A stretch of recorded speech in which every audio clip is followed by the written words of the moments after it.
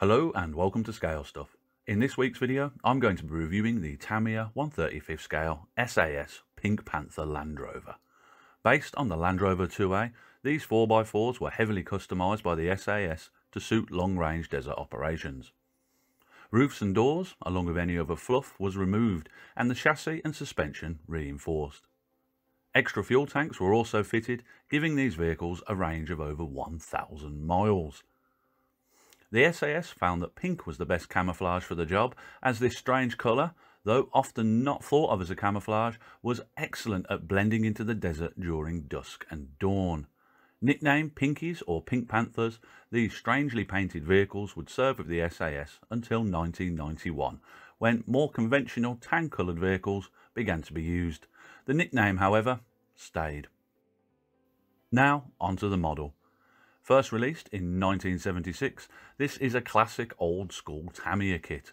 A first look at the sprues shows them to be pink, which, though I'm sure won't make any difference to the model, does make the kit look like it's made of chewing gum, which is a strange break on the eyes from the normal green, tan and grey plastic that I'm used to. Overall, the detail on the sprues is okay. It certainly shows its age as an older model though, and doesn't go into great lengths with details like some of the newer Tamiya kits do. There's also a little bit of flash on the bits to clean up, but nothing extreme or out of the ordinary. A quick skim read of the instructions shows one of the most fantastic translation errors on a kit I've seen. I will be sure to watch out for the propeller shaft when building this model. As always, I checked around on the internet to see what the rivet counters had to say about this kit. Apparently the tie rods, steering dampers and underside detail is off and very simplified, and most of the detail on the kit's rather simplified as well. Also, the tyres that come with this kit are not accurate to the real deal Land Rovers, though with the tyres I went off and looked at pictures of the real deal in action and saw many different tyre types, so I'm not sure there is such a thing as a right tyre type for this model. This kit comes with one driver figure. He's a little hunched over and a little bit basic, but still a fairly detailed, passable driver that will be a welcome addition to the driver's seat on my model. This kit does not come with any decals whatsoever. Now, onto building the model. This kit was one of the most simple and easy kits that I have built. The model goes together almost mindlessly. I think it only took me somewhere in the region of 3 to 4 hours to build it. This led to problems of its own, however, as I completely underestimated how tricky this model would be to paint when constructed. If you're planning on building this kit at home, the whole kit will very much benefit from a paint-as-you-go approach, as even though it's a small kit, it has lots of nooks and crannies that are a nightmare to paint into once the kit's built. Other than that though, there are just a couple of little things to watch out for. The instructions call for a few holes to be drilled while making this kit. Being an old type of Tamiya instruction booklet, these are simple tiny arrows and I missed a couple of these, and I would say it would be easier here to get out a nice coloured highlighter and mark these bits out so you don't forget to do them later on. Other than that though, the guns are probably the most fiddly bit of this model to build, and there's a few ejection ports that need to be cleaned up here and there, but other than that, there were no issues with fit. One part of the kit I really couldn't bring myself to put on the model was the jerry cans though, as these are one piece and hollow on the back. The hole would be very much visible when the kit was completed, so I opted to replace them, as I have tons of unused jerry cans sitting around in my bits box doing nothing, so I switched these crap ones out for some better ones. When it came to painting the model, I painted the whole thing in Army Painter Barbarian Flesh, as it's a flesh tone with a little bit of yellow in it.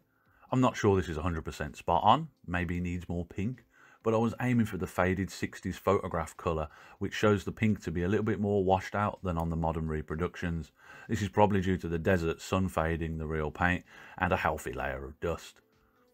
Any canvas or cloth on this model I painted using Tamiya Khaki XF49, and anything green and metal I painted using Tamiya Olive Drab XF62. With the base colours down, I then washed the whole thing with 3 parts Army Painter Skeleton Bone mixed with 1 part Vallejo BS Dark Earth to give it a dirty sand effect, and then finish this off with a very light dry brush of Skeleton Bone to highlight some of the edges. Finally, with that done, I picked out the panel lines with Army Painter Dark Tone mixed with the previously mentioned wash to take the darker edge off of it. I don't think I did the best of paint jobs on this model, but I did enjoy painting something very different compared to the normal greens and browns I'm used to. Price and conclusion. The Tamiya Pink Panther Land Rover, like all Tamiya kits from the 70s, is a dated kit. There are certainly more detailed modern kits of this subject out there now, but costing around a tenner for this model brand new, it's well worth the money.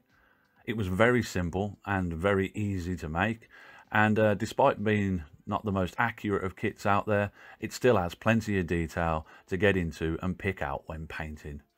I think this kit would be great for a beginner to practice their painting skills on, or as a practice piece for a more expensive kit of this type, as a mistake on this kit wouldn't break the bank.